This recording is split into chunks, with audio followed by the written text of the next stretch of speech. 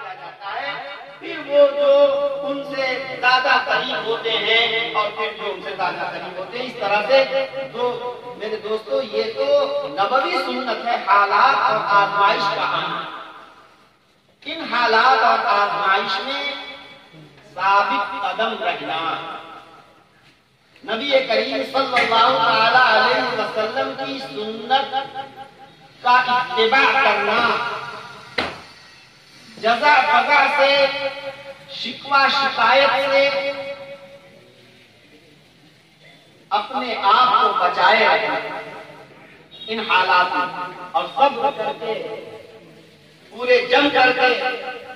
اپنے فرض منصبی کو ادا کرنا، یہ ہماری ذمہ داری ہے۔ میرے دوستو، اللہ پاک نے ان علماء کو نبی کا جو جانشین بنایا، تو جتنے بھی نبی صلی اللہ علیہ وسلم کے کام تھے، ان سارے کاموں کو امت نے نبی صلی اللہ علیہ وسلم سے کیا اور امت کے علماء نے ان کاموں کو انجام دیا۔ تعلیم عمومی تعلیم ایک ہوتی ہے اور ایک خصوصی تعلیم۔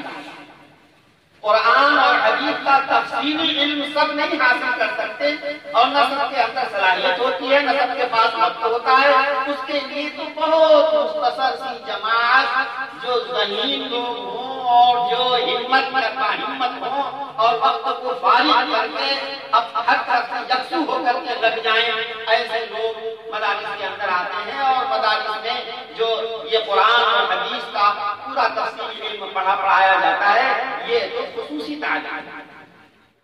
اور یہ خصوصی تعلیم در حقیقت انرجی